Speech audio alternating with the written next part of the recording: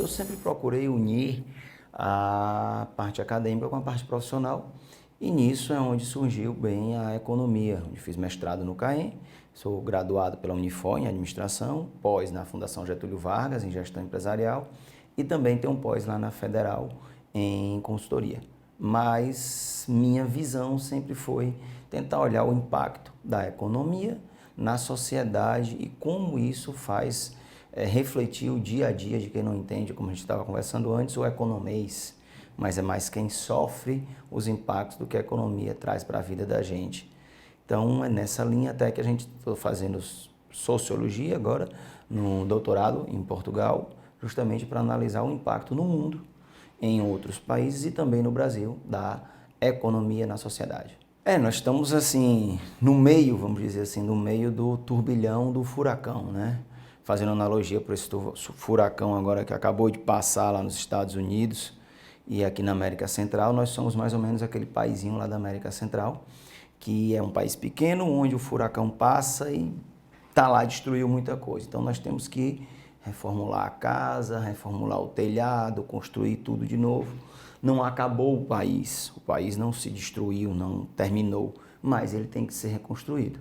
O problema é o preço da reconstrução e as pessoas que têm que reconstruir, porque na realidade quem paga esse preço é a pessoa que está lá no dia a dia, que perdeu o seu emprego, que está devendo o seu cartão de crédito, que está no consignado, que vê terminar o mês e não tem como pagar as contas, e também o empresário. Porque às vezes não se fala tanto que o empresário sofre, mas o empresário ele sofre porque se não vende ele está perdendo. Se você for olhar, analisar facilmente, você consegue identificar a quantidade de lojas que estão sendo fechadas. Então a loja que fecha, além do trabalhador que perdeu o emprego, tem um empresário que também não tem o dinheiro. E aí ele vai fechar mais postos e vira uma cadeia muito preocupante, que está alarmante, desemprego, e aí alguns estudos que fazem uma analogia totalmente direta, o desemprego é totalmente associado ao crime.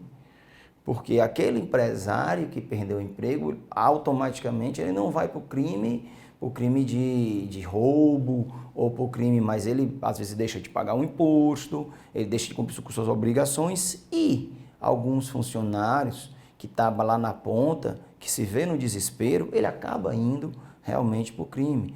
Eu estava vendo a entrevista do ex-secretário de Segurança do Rio, que foi exonerado agora, ele disse, não adianta se fazer política pública, política de segurança, para um pai de família que está desempregado, o filho chorando e ele precisa do leite. E do lado ele vê o tráfico e a possibilidade de alugar um revólver e ir para um sinal e resolver o problema. Então a conjuntura econômica volta a incidir muito pesado na conjuntura social da gente. A economia, ela reage de duas maneiras. A economia a gente pode dividir na macro e na micro. A macroeconomia é aquela economia, vamos dizer, do economês, como a gente se fala, nossa economia dos economistas, que a gente olha uma visão geral. Então, só que a resposta do que se muda na economia macro para acontecer na vida do cidadão, ela demora muito. Então, uma decisão que se toma, que aí dá um alarde grande na mídia, o mercado financeiro reagiu bem. O que o mercado financeiro reagiu bem hoje vai ter efeito na vida do cidadão daqui a 5 meses, 6 meses.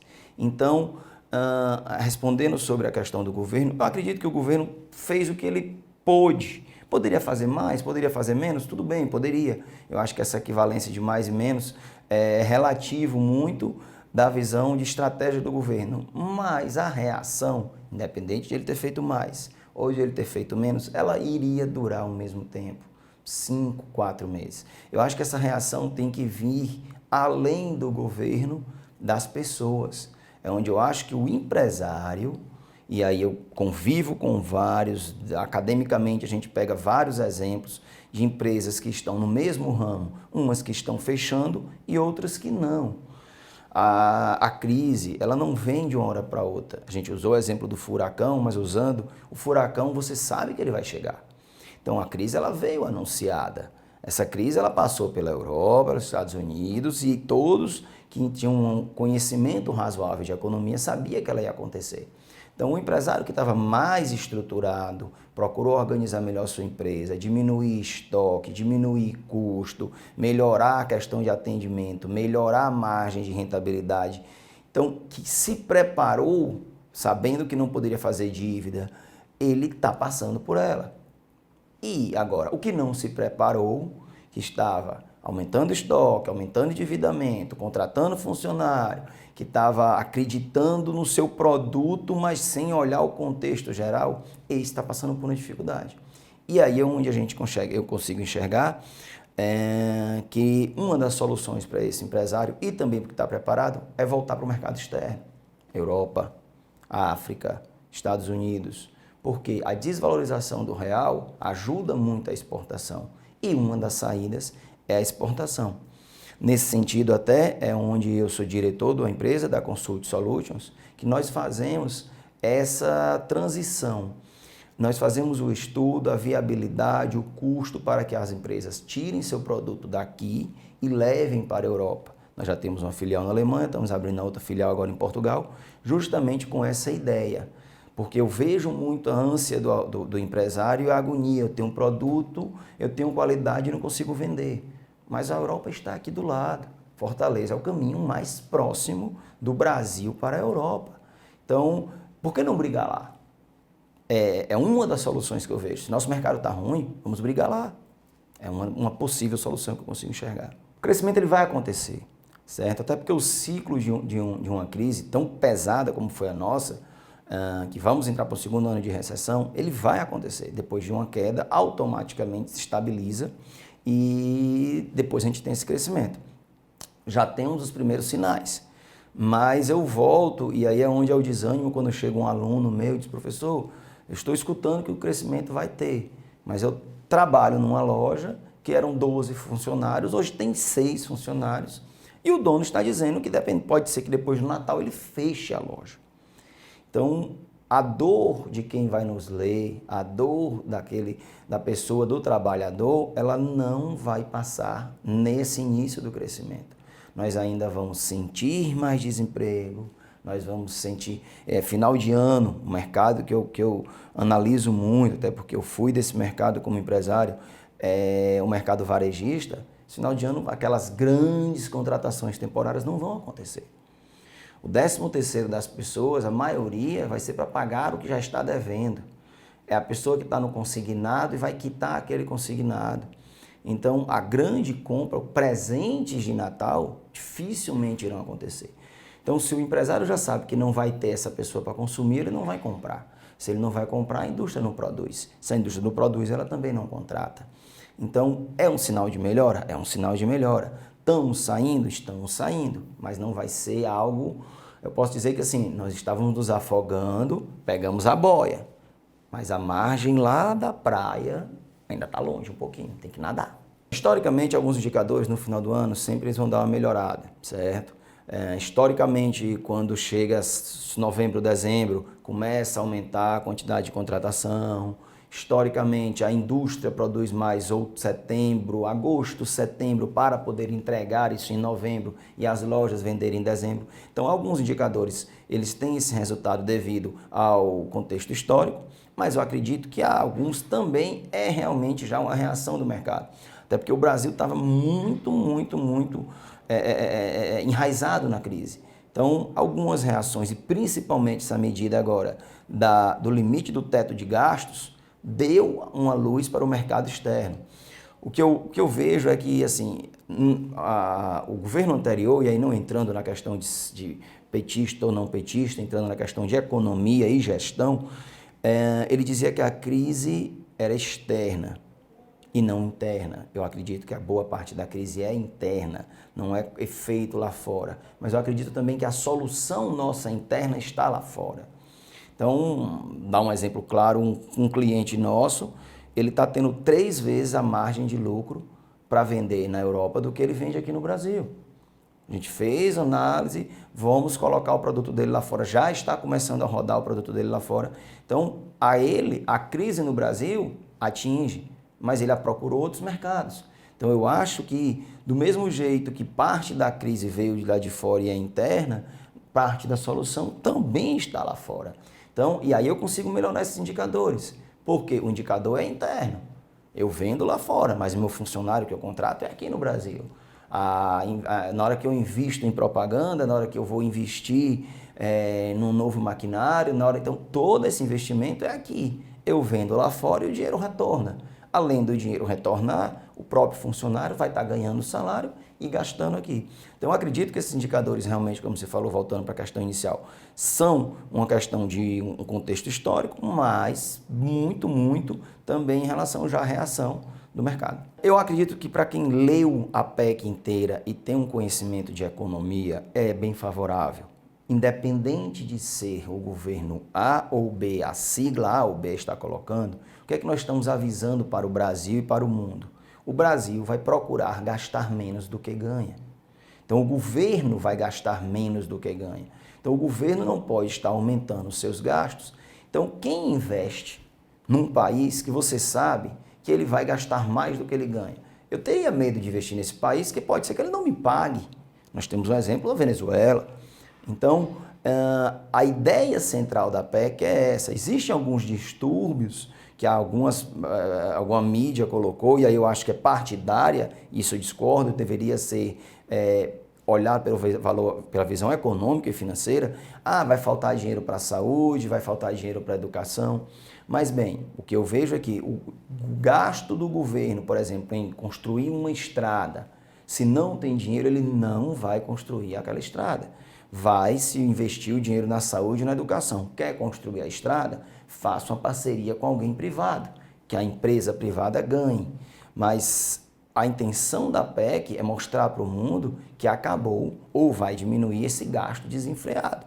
Porque qualquer empresa, qualquer casa, eu sei que é muito simplório dar esse exemplo, mas eu não posso estar no cheque especial, que é como o Brasil está, e ainda dizendo que eu não vou botar limite para gastar energia, água, luz. Isso não pode. Programas sociais, alguns podem ser que recebam alguma influência. Tudo bem, pode. Mas eu sou muito da ideia do Roosevelt, americano, que ele dizia que o melhor programa social que existe é um emprego. Não existe programa social melhor do que dar emprego. E para eu dar emprego, eu tenho que trazer investimento.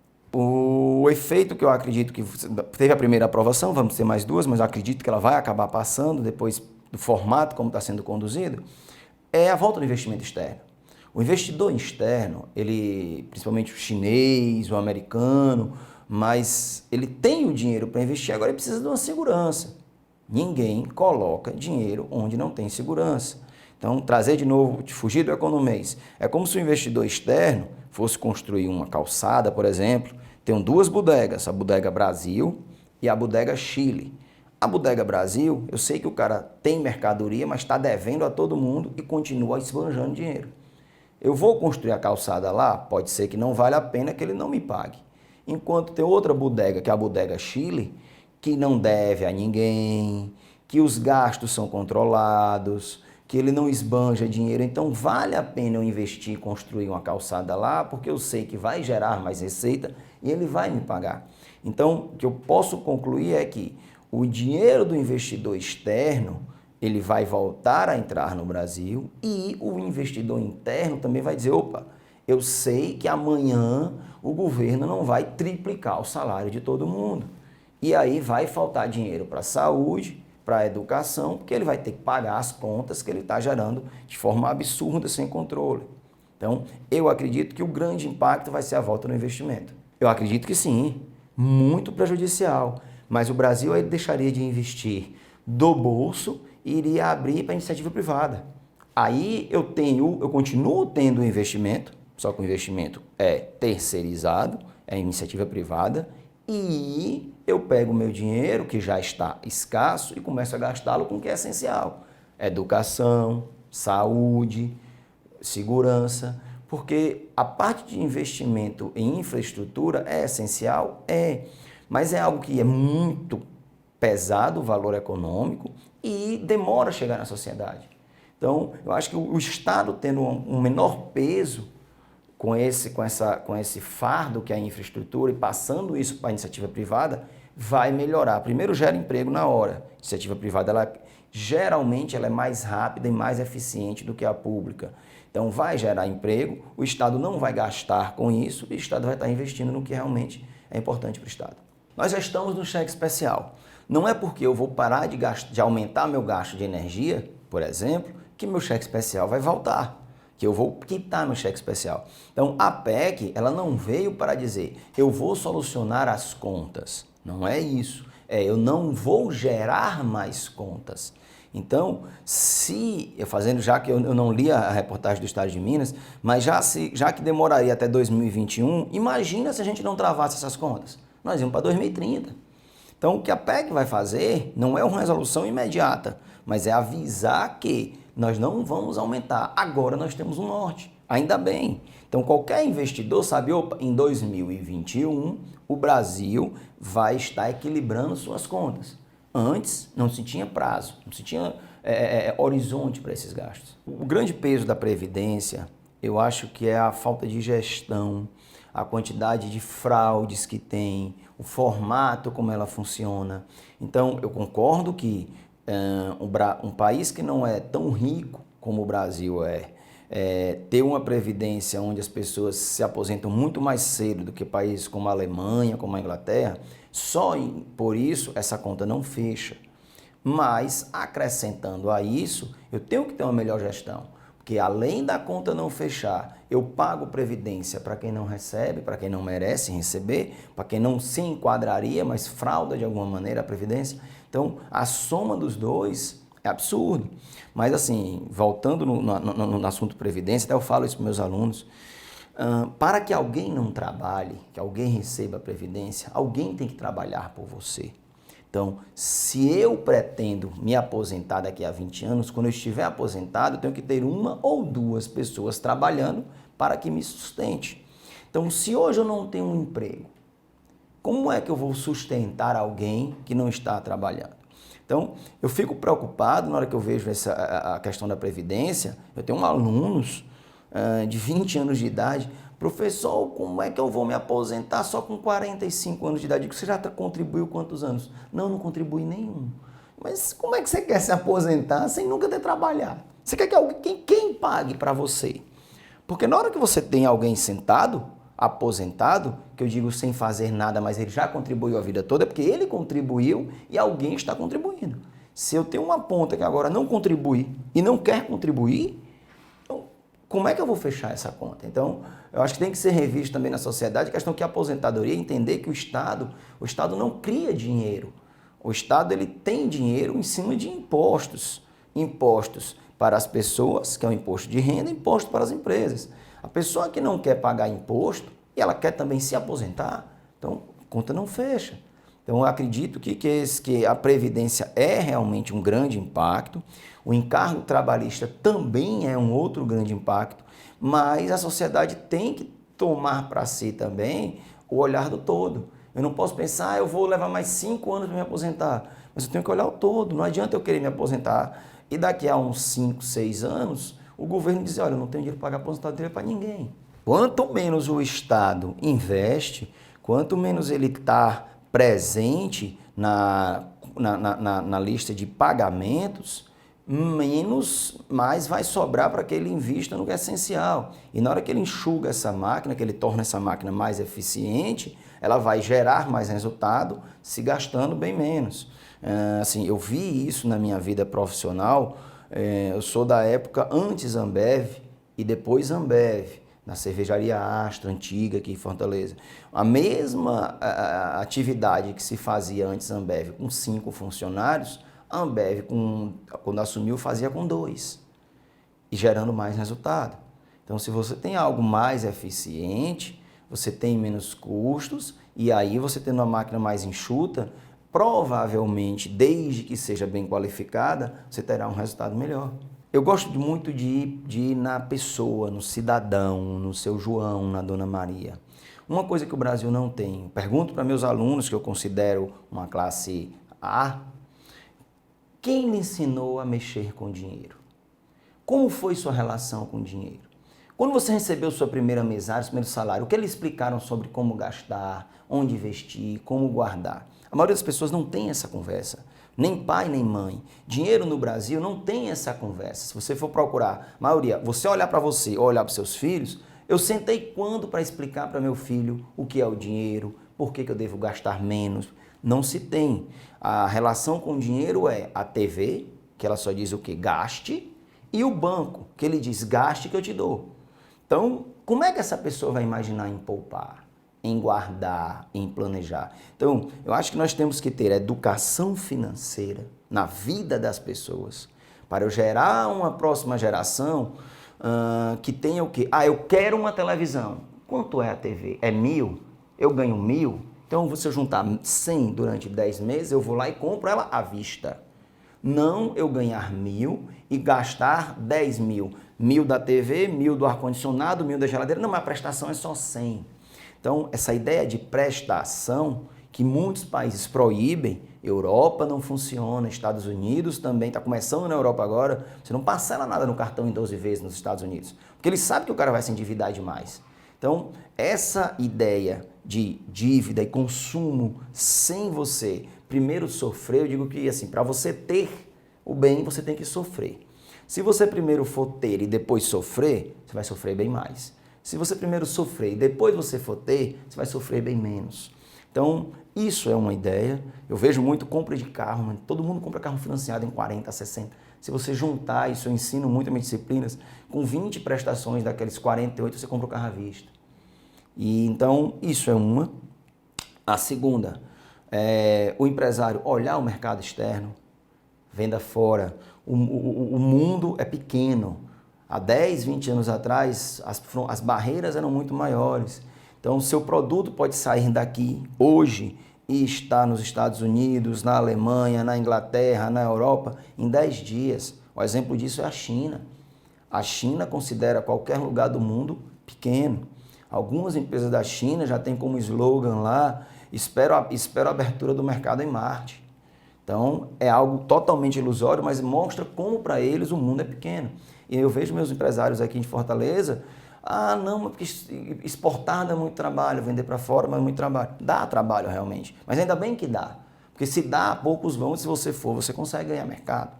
Então, eu acho que é ter educação básica para as pessoas do dia a dia verem que essa relação com o dinheiro, ele tem que aprender a ter, porque ele vai conviver com o dinheiro a vida inteira, ou ele pode conviver muito bem, ou ele pode conviver muito mal. As empresas procurarem, além de melhorar a sua eficiência, o mercado interno, verem o mercado externo, porque as empresas de fora vêm concorrer com a gente aqui, porque nós não podemos ir concorrer com eles lá, e a máquina, Estado, ser diminuída. Então, na hora que o Estado diminui a sua máquina, ele possibilita mais investimento de fora, o investimento de fora vai querer uma melhor produtividade e o Estado vai poder investir no que é essencial, educação e saúde, que eu acho, e segurança. Será que a gente encontra uma pizza de pepperoni uma hora dessa? O Julinho vai ficar super triste se você não comprar aquele videogame. Quero fazer capoeira, judô, karatê. Guia o Estado. Com ele você encontra tudo o que precisa todos os dias da semana e a qualquer hora, com facilidade e rapidez. Acesse o site do Guia o Estado ou baixe o aplicativo e tenha a cidade na palma da mão.